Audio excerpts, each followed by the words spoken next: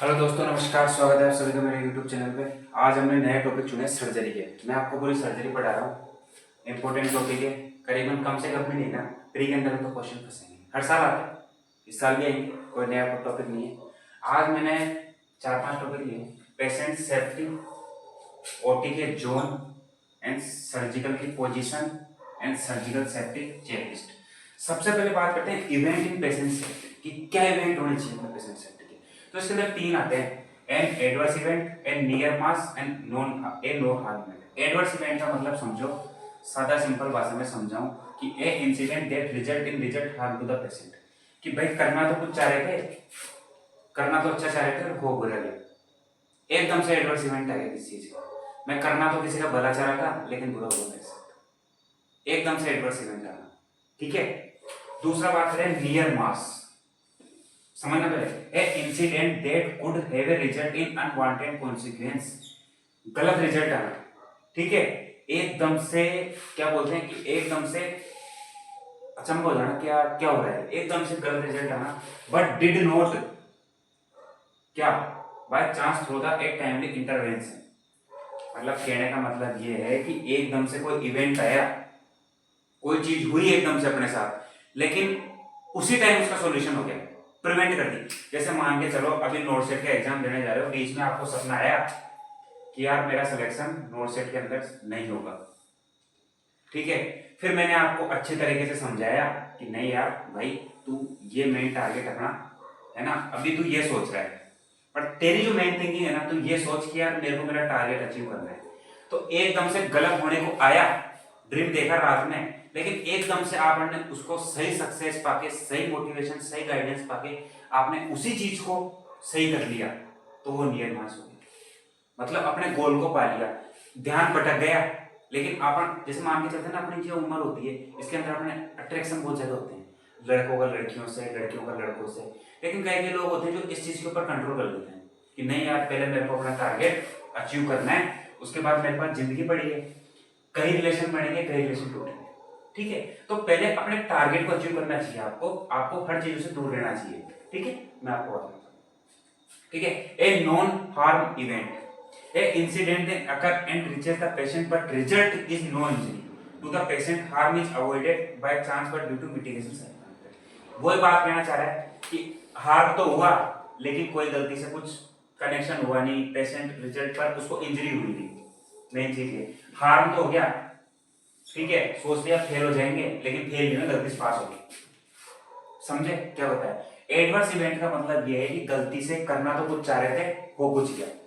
मैं किसी का भला करना चाह रहा था लेकिन मेरे साथ हो बुरा गया, ठीक है। नियर मास का मैंने क्या बताया कि आपने एक टारगेट अचीव किया, आपको रात को सपना आया कि यार मेरे साथ बुरा होगा, लेकिन वो काम को आपने पहले प्रिवेंट कर लिया, आप पहले उससे संभल गए कि नहीं यार मेरे को सही कर लेना चाहिए, तो नियर मास हो गया, ठीक है।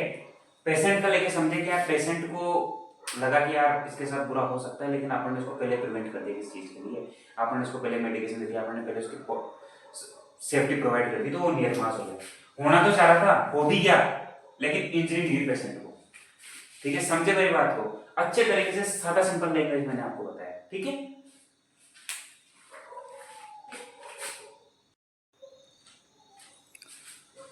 हेलो दोस्तों, नेक्स्ट टॉपिक है IV cameras. Important IV cameras, फालतू पसंद नहीं करनी है, समझ लो। बहुत सारे ज्ञान फेल रहे हैं, आपको आईवी कैमरा लेकर के बता रहे, काम की बात याद रखो।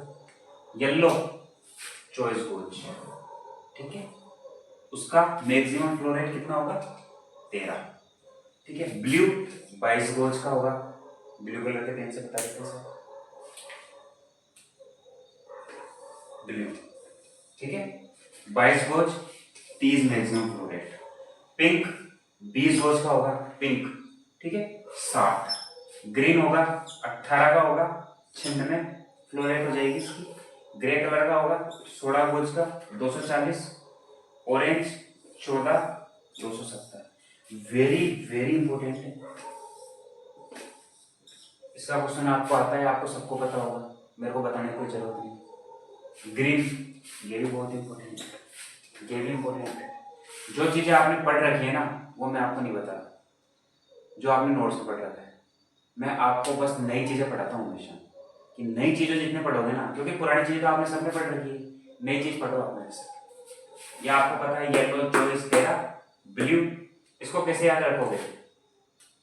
कैसे बताऊं? मैं ट्रिक के ऊपर विश्वास नहीं करता। वाई बी पी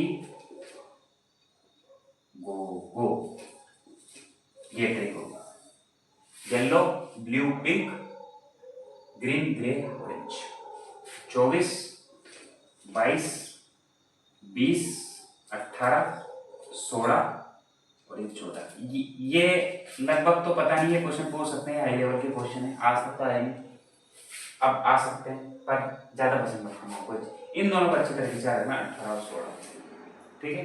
हमेशा अपने क्वेश्चन इनकी इमेज देख लेना एक बार। इमेज में मेरे पास कोई इलेक्ट्रिकल बोर्ड अभी है नहीं, मैं जल्दी व्यवस्था करूँगा इस चीज़ की, तो आपको मैंने समझा दिया, ठीक है। आया आईवी कैनुला।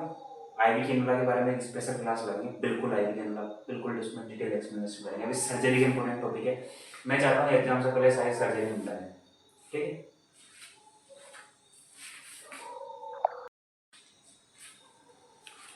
नेक्स्ट टॉपिक है कैनुला इंसर्शन से रिलेटेड, इसका कॉम्प्लिकेशन। मैंने क्या बताया था, हर चीज का कॉम्प्लिकेशन होता है, ठीक है। साहब कोई भी कैनुला डाला, सादा सिंपल मैं बताऊं क्या, कैनुला का आउट होना, ठीक है, वो है चीज। Most common complication cannula insertion, ठीक है। कोड लाइक स्ट्रक्चर होता है, जैसे बताऊं आपको, जैसे ये पेशेंट है, ये पेशेंट का हाथ है, ये उसकी अंगूठी, ये उसकी उंगली, ये उसकी उंगली, ये उसकी उंगली। हमारी मेरी ड्यूटी जनरल मेडिसिन में है, ठीक है। मेरे पास कम से कम आज भी करीबन खूब सारे पेशेंट थे, हर पेशेंट के एक दो पेशेंट रोड डिलीवरी रहते हैं। यहाँ कैनुला लगाया भाई साहब मैंने, है ना, पकड़ा हाथ, कैनुला लगाया, थोड़ी देर बाद आया भाई साहब, पेशेंट ने क्या करा, उसको हिला दिया, कैसे करके हिल गया। और मैंने क्या करा, मेट्रोजिल की बोतल लगा रखी है ना, 100 ml की, ठीक है, मैंने मेट्रोजिल चला रखी। अब मैं जबरदस्ती उसके अंदर करता जाऊँ। अब मेरे को पता नहीं इतना कि भाई साहब पहले कांड करके बैठे हैं, और ये यहाँ से क्या करा, ये यहाँ से लाल हो गया इस जगह से, ठीक है, इस जगह से लाल हो गया ये, समझ रहे? इसको बोलते हैं सुपरफिशियल थ्रोम्बोफ्लेबाइटिस। कई कंडीशनों में, ज्यादातर तो देखा है मैंने, इसमें दर्द वर्द कुछ नहीं होता, ज्यादा नहीं होता, जल्दी आउट कर देते हैं, जल्दी निकाल देते हैं। कई कंडीशनों में ऐसा होता है कि एसोसिएटेड विद पेन, दर्द करती है, अगर सुई मान के चलो वेन के अंदर नहीं घुसी, दर्द तो करेगी सी 1% जल्द घुसी, विथ फीवर, ठीक है। उसका ट्रीटमेंट कैसे करें साहब? उसका ट्रीटमेंट कुछ करवा दो, टॉपिकल थ्रोम्बोफ्लेबाइटिस ऑइंटमेंट आता है, वो लगा दो। वैसे हम तो कुछ करके नहीं देता, होता नहीं है वैसे तो, हम सही टाइम पे, जैसे हमको पता लग जाता है, मैं तो कैसे आदमी पेशेंट को कॉन्टेक्ट में रहता हूँ, तो मेरे को पता रहता है कौन सी चीज़ कब किस टाइम हो रही है, तो हाथ और निकाल के दूसरा कैनुला हाथ और लगा दिया। तो क्या हुआ, मोस्ट कॉमन कॉम्प्लिकेशन सादा सिंपल बताया मैंने आपको, है ना। ये हाथ बनाया, यहाँ से मैंने भाई साहब ने कैनुला लगाया, मैंने 20 गोज की 22 गोज की, और थोड़ी देर भाई साहब मैंने मेट्रोजिल की बोतल लगा दी। उसके बाद सर ने क्या करा, हिला दिया, उसके बाद सुपरफिशियल थ्रोम्बोफ्लेबाइटिस हो गया। समझे क्या बताया, समझ गए? ठीक, सादा सिंपल बात चल रही है, ज्यादा वो बिल्कुल पंचायत नहीं चल रही, ठीक है।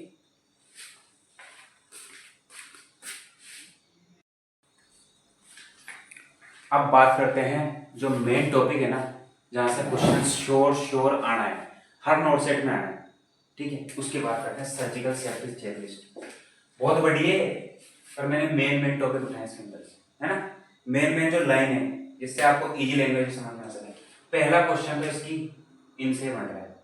अब बात करें साहब, ये तो हमको पता है बन रहा है, क्वेश्चन क्या पूछेगा, sign in, time out, sign out, ठीक है। तो इसका मेन ट्रिक है SITO सी तो सो, हिंदी में लिखूं सी तो सो। ये पता है ये कब बनाया था मैंने, जब एग्जाम में क्वेश्चन आया था ना, नोट से 5 में या 4 में आया था शायद, जब मैंने बैठे बैठे वहां निकाल दिया सो, सी तो सो। इसका मेन क्वेश्चन क्या आएगा, एक्सेप्ट में पूछेंगे इसे हमेशा, जब भी पूछेंगे कि टाइमिंग कहाँ गया, टाइमिंग है इसके अंदर, वही आंसर होगा। और 4 ऑप्शन में आएगा, और ऐसा कंफ्यूज करेगा कि आप टाइम आउट को लगाया होगा, और टाइमिंग हमेशा जब भी जाओ सी तो सो, इसको देखते सी तो सो, क्या बोलो सी तो सो, है ना। अब बात करते हैं साहब साइन इन। साइन इन का मतलब है कि ऑपरेशन थिएटर में जाने से पहले चेक करना, ठीक है। तो बात क्या करें साहब, before induction of the anaesthesia, क्या लिखा है, before induction of the anaesthesia, जाने से पहले चेक करो। For what to OT table, nurse check करेगी कि भाई साहब ओटी टेबल सब कुछ ठीक है, पेशेंट रेडी है पूरा जाने के लिए। जैसे मैं मान के चलो मैं जा रहा हूँ मेरे घर पे, तो मैं कपड़े वपड़े लेके पूरा रेडी हूँ, तब जाके मैं आगे जाके फ्लैट में बैठूंगा, ठीक है। फ्लैट में बैठूंगा, फ्लैट में बैठने वाली ये बात है। अब मैं आगे बात करेंगे।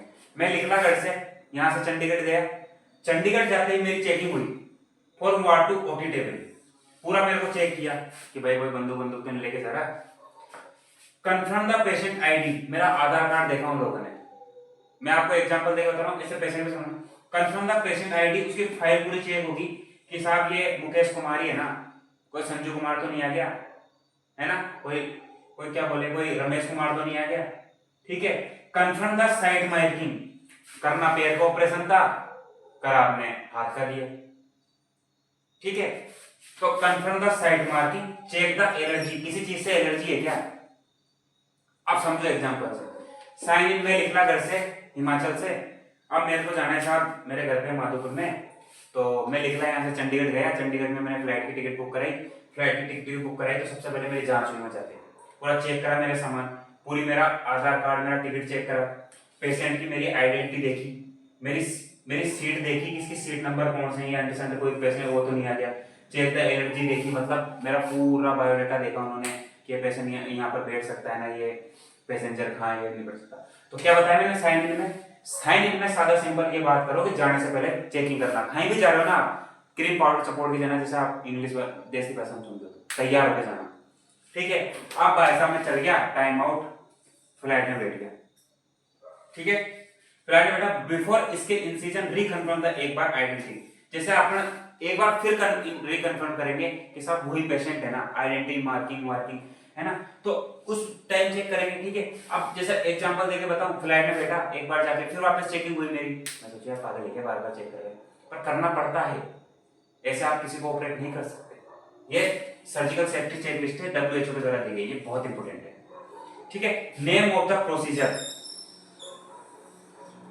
नेम ऑफ द प्रोसीजर कि कौन सा प्रोसीजर हो रहा है, कमांड हो रही है कि कैंसर का कुछ हो रहा है, क्या हो रहा है। जाना इंडिगो में था, चल मैं एयर इंडिया में, पहले चेक तो करना है ना कि किस चीज को किस में जाना है, ठीक है। एस्टिमेट द ब्लड लॉस, कि आपका कितना खर्चा आ रहा है, सादा भाषा में समझाऊं तो ब्लड लॉस कितना हो रहा है, कितने नुकसान में जा रहे हो। एंटीबायोटिक प्रोफाइलैक्सिस 60 मिनट, मैं सच बताऊं ना आपको, घर की बात, लिख लो इस क्वेश्चन, 100% आएगा बिफोर, और आपको पता है क्या मिलेगा आफ्टर, ये बता रहा हूं क्वेश्चन में क्या मिलेगा आफ्टर 60 मिनट। तो जिन्होंने 60 मिनट पढ़ा है, सबको पता है 60 मिनट, पर जिन्होंने 60 मिनट पढ़ा है वो 100% में श्योर हूं वो आफ्टर पे जाएंगे, लेकिन आप इस चीज को पकड़ लेना, मतलब बिफोर 60 मिनट, क्या बताया, बिफोर 60 मिनट। उसके बाद बात करें sign out, before patient leave operating room, साहब जांच वांच कर दी, ऑपरेशन कर दिया, सब कुछ कर दिया, जाने से पहले चेक तो कर लो, ऐसे भेज दोगे किसी को आप, चेक करो पूरा। Name of the gauze, nurse gauze check करेगी, इंस्ट्रूमेंट चेक करेगी, पेट के अंदर कुछ चीज तो नहीं रहेगी, ठीक है। एनेस्थीसिया चेक करेगा, ब्लड लॉस कितना हुआ है, स्पेसिमेन लेबलिंग करेगा, मतलब ले दे के बाद सादा सिंपल हिंदी में समझाऊं, घर से निकला, यहां से गया चंडीगढ़, चंडीगढ़ जाते मेरी पूरी जांचें वांचें हुई, उसको बोलते हैं साइन इन, ठीक है।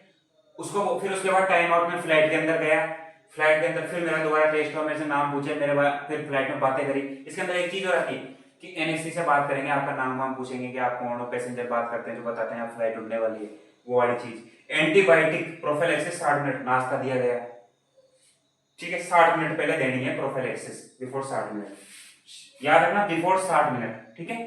साइन आउट, पहुंच गया मैं जयपुर के हवाई अड्डे पे, वहां जाते सबसे पहले ऑपरेटिंग रूम जाते पहले मेरी जांच वाच हुई पहले कि भाई कहाँ से आए हैं भाई साहब, कहाँ से, नर्स गोज इंस्ट्रूमेंट चेक करे, एनेस्थीसिया, एक्चुअल ब्लड लोड कितना हुआ, इसमें से मैंने लेवलिंग करी, सब कुछ करा, जांचें वांचें सब हुई।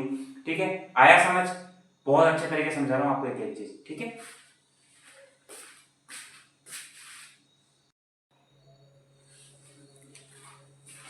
हेलो दोस्तों, अब बात करते हैं, अपन नया टॉपिक लिया है अपन ने, ओटी के जोन, सेकंड टॉपिक है ना।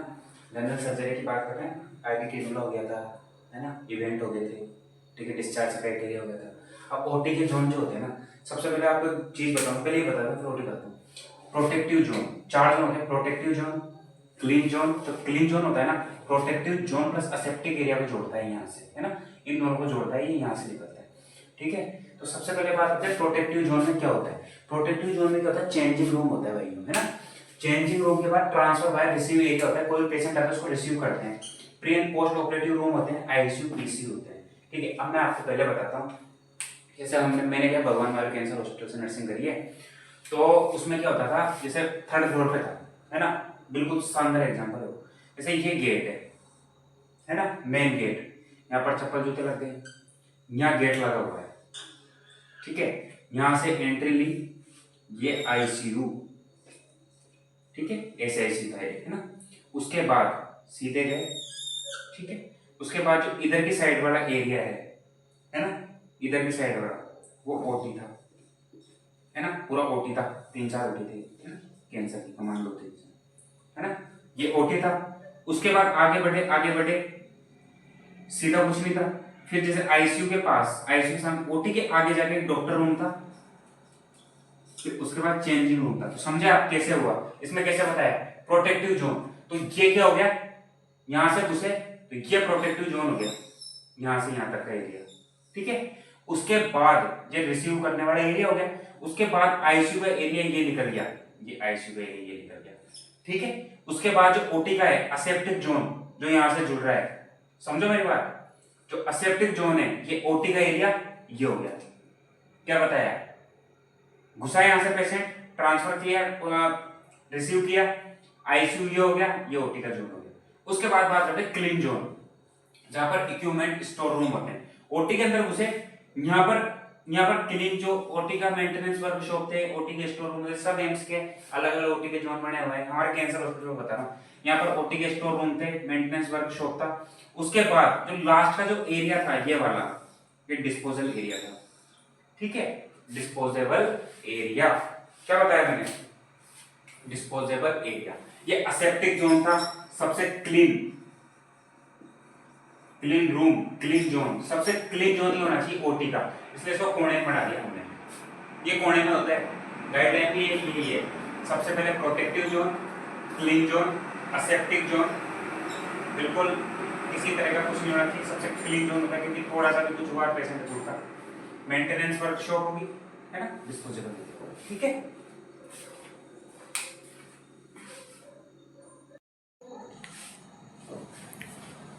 तो अब नेक्स्ट टॉपिक जो है ना, जो नेक्स्ट टॉपिक है, जो मेन टॉपिक है, अब अपन पहुंच गए यहाँ पे ओटी की पोजीशन, सर्जिकल पोजीशन। मेन बात करेंगे, ऐसे नहीं पूरी पोजीशन खोलूंगा आपके सामने। मेन जो अपन जो मेन टॉपिक पढ़े ना, ओटी आईसीयू इमरजेंसी पढ़ रहे हैं। ठीक है, ओटी आईसीयू इमरजेंसी के बारे में नेक्स्ट पढ़ते हैं, supine position, most common position for the abdominal surgery और ब्रेस्ट सर्जरी। जो अपन सीधे लेके करते हैं ना एब्डोमिनल सर्जरी, जैसे कोई भी सर्जरी करें तो सीधा लेटा के कर सकते हैं, उसको बोलते हैं सुपाइन पोजीशन। सेकंड आती है टेंडरबर्ग पोजीशन। टेंडरबर्ग होता है पेल्विक सर्जरी के लिए। इसमें क्या होता है, जो अपना ये सिर है ना, ये तो नीचे और अपना सारा ऊपर, ये होती है टेंडरबर्ग पोजीशन, ये टेंडरबर्ग पोजीशन। और ये रिवर्स टेंडरबर्ग है, ये हेड है और ये फुट है, यहाँ फुट है, यहाँ हेड है और ये फुट है। ठीक है, use in pelvic surgery, foot is raised, पैर is raised and head is low. ठीक है, रिवर्स टेंडरबर्ग की बात करें तो ऐसे, ठीक है, reverse Trendelenburg use in laparoscopy, cholecystectomy, head is raised, foot is low. फिर बात करते हैं lithotomy position, very important position. ये 3 पोजीशन आपको बेसिक सबको आती है, तो उसको मैं मिटा देता हूं। ठीक है, उसके बाद बात करते हैं यूज इन लिथोटोमी पोजीशन। ये मेनली यूज होती है यूरोलॉजी पोजीशन में, लिथोटोमी पोजीशन। ठीक है, मेनली ओबीजी के प्रोसेसर में यूज होती है ना। यूरोलॉजी के प्रोसेसर में यूज होती है। इसका जो मेन कॉम्प्लिकेशन ना कॉमन पेरिनेल नर्व है। वेरी इंपॉर्टेंट क्वेश्चन है, 100% आएगा। आज तक नहीं पूछा लेकिन अब पूछेंगे। कॉमन पेरिनेल नर्व कौन सी पोजीशन की वजह से होता है? Just is a not proper support in lithotomic position. इसलिए जब भी कभी लिथोटोमिक पोजीशन दो तो उसको सपोर्ट करना चाहिए पैरों को, ठीक है, सपोर्ट देना चाहिए, नहीं तो पैरों में डैमेज जाएगी। लेटरल किडनी पोजीशन थोरेक्स को खोल देते हैं, उसमें करते हैं पाइलोटोमी, लेप्रोलिथोटोमी, नेफ्रोक्टोमी। लेटरल किडनी पोजीशन जैसे ये बेड है और ये भाई साहब जो टेढ़े लेटे हुए हैं, ये ऐसे सो रहे हैं, ये इसकी कमर, ये इसका पैर, ये ऐसे, ये टेढ़ा लेटा हुआ, टेढ़ा ऐसे सोते हैं ना, प्रोन पोजीशन उल्टा लेटना, ठीक है, use in spinal surgery, perineal surgery, ठीक है, प्रोन पोजीशन। उसके बाद आते हैं सिटिंग और forward position, use in CNS surgery. Advantage क्या है? ब्लड लॉस कम होगा, और डिसएडवांटेज क्या? Air embolism. मेन टॉपिक है एयर एम्बोलिज्म। अब इस एयर एम्बोलिज्म को पढ़ते हैं। तो मैंने क्या बताया, 4-5 पोजीशन, सुपाइन है, सिटिंग है, रिवर्स टेंडलबर्ग है, टेंडलबर्ग है, लिथोटोमी है। नॉर्मल यही रहता है हम लोग में, सादा सिंपल पोजीशन है, ठीक है, ज्यादा टेंशन नहीं लेनी, ठीक है।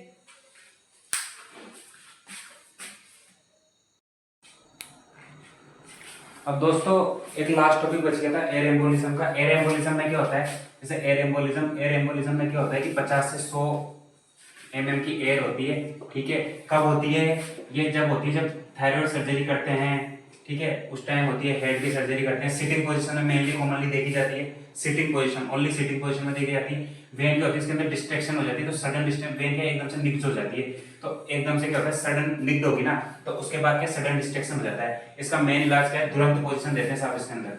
कौन सी? तुरंत पोजीशन। क्या बताया मैंने? तुरंत पोजीशन देते हैं इसके अंदर, ठीक है। तुरंत पोजीशन क्या होती है? लेफ्ट लेटरल रिकवरी पोजीशन, जो आपके कोई ना कोई नोट सेट में जरूर पहुंची है। रिकवरी पोजीशन आपको खुद को पता होगा। रिकवरी पोजीशन ऐसे टेढ़ा लेट जाता है, ये मुंह बढ़ गया है, ऐसे करके टेढ़ा लेट जाता है। मैं आपको इलेक्ट्रिकल को बताता, ठीक है। उसके बाद इसका इलाज कैसे कर सकते हैं? इसका इलाज इसलिए कर सकते हैं, एयर को पास कर सकते हैं अपन राइट साइड में, सेंट्रल लाइन के द्वारा भी एयर को पास कर सकते हैं, ठीक है।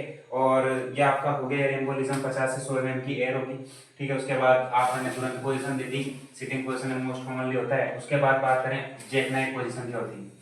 जैक नाइफ पोजीशन एक लास्ट पोजीशन बची है। जैक नाइफ पोजीशन मैंने लास्ट में क्यों बताई? लास्ट में इसलिए बताई क्योंकि इसमें क्या होता है, जैसे ये टेबल है, इसके ऊपर कैसे लेटता है पेशेंट, ये अपना मुंह आ गया, ये अपना पेट आ गया, तो इससे क्या होता था, इससे ये चीज होती थी, पोजीशन एक्सपेक्सिया होने का डर रहता था, क्योंकि सांस नहीं आती थी, ठीक है। यहाँ पर लंग्स लग गए, पोजीशन एक्सपेक्सिया होने का डर रहता था ना, उसकी वजह से इस पोजीशन को आपको बिल्कुल स्टॉप कर रखा है। देखो मैं तो आपसे एक ही बात कहता हूँ, मैं आपको बहुत अच्छे टॉपिक पढ़ा रहा हूँ। हो सका तो कल से क्वेश्चन सीजन स्टार्ट करेंगे। क्वेश्चन सीजन में डेली ये रहेगा, डेली के 10, 15, 20, 25, 30, 50, 100 जितने भी क्वेश्चन आपने पढ़वाए, ठीक है। मेन टारगेट अपना यही होना चाहिए कि अकाउंट में कब 80,000 रुपये आए, ठीक है, और कब अपने वीआईपी जिंदगी जिए। अच्छे से पढ़ो, मस्त तरीके से पढ़ो, और इतना शानदार तरीके से पढ़ो कि दुनिया देखे जब रिजल्ट आए, ठीक है। इसी बात के साथ धन्यवाद।